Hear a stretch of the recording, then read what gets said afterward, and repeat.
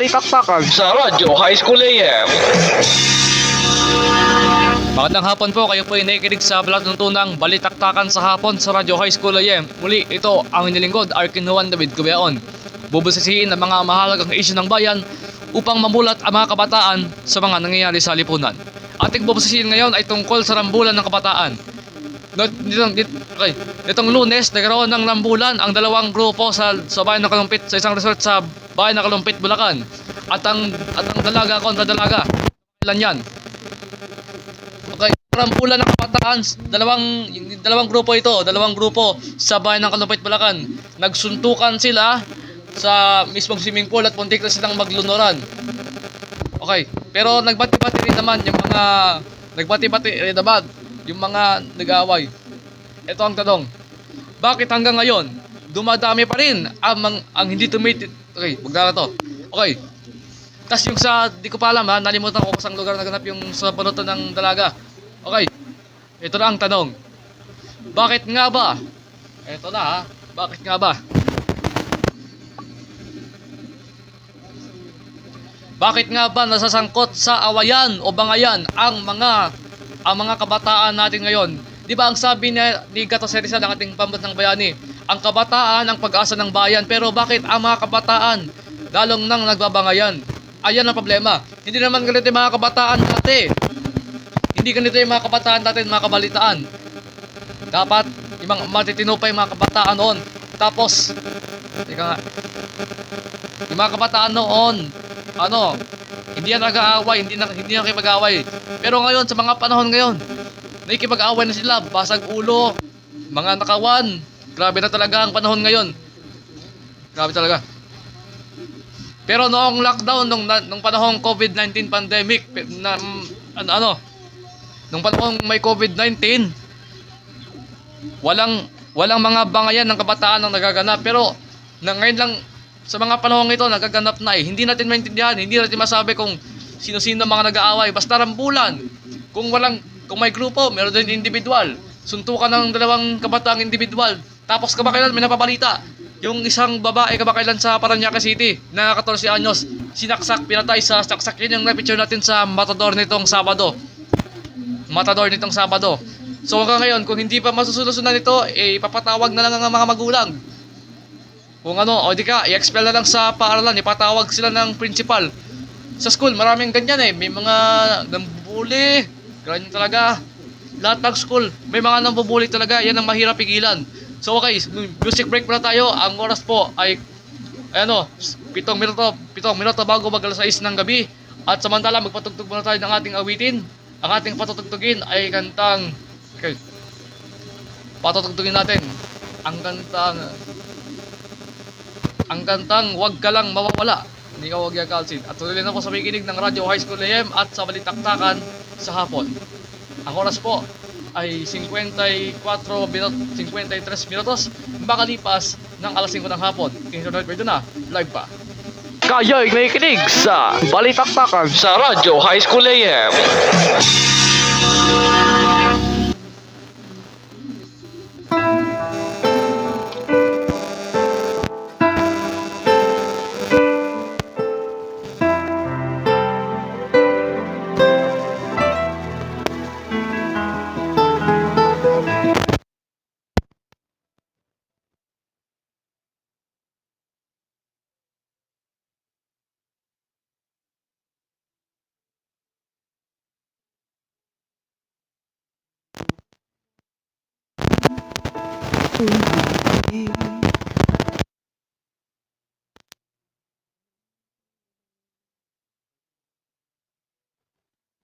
Ngunit kami ay nagkalayo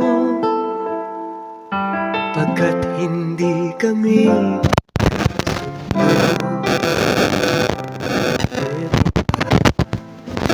bagong magmahal. Nangangako na tayo ay magtatagal. Ano ba ang dapat kong gawin?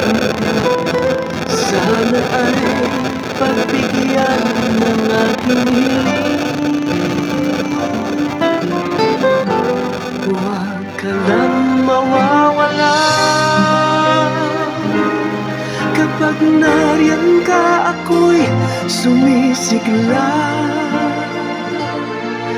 Kahit hindi ko pa kaya ang magmahal, sana sa akin ay hindi magsasawa. Puso'y ibibigay sa'yo sa oras na maghilom ang sugat nito. Panahon lamang ang hinihiling sa'yo, sana ay pagbigyan mo ako.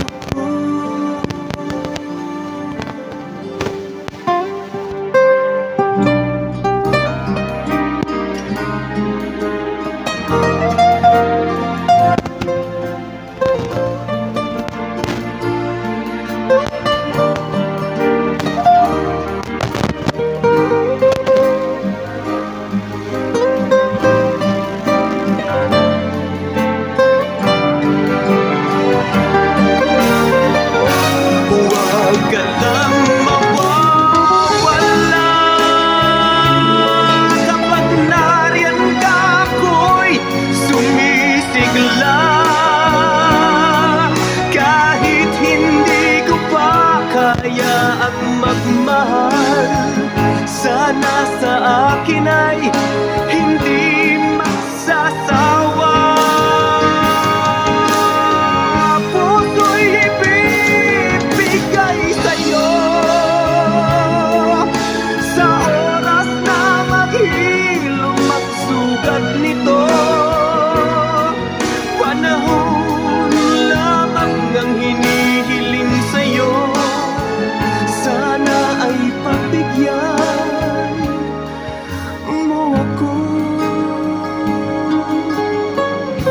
Huwag ka lang mawawala.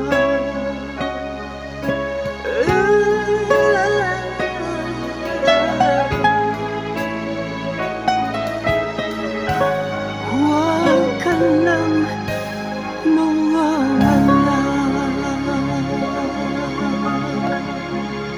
Kayo'y nakikinig sa Balitaktakan sa Radyo High School AM.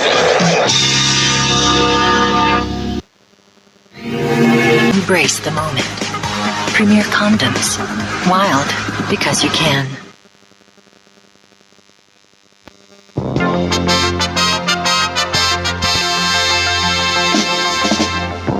Sana naman malinawan na yung mga kabataan na wag na lang makipagbasag ulo. Yan ang mensahe ko dahil yung mga kabataan ngayon, ibang-iba na.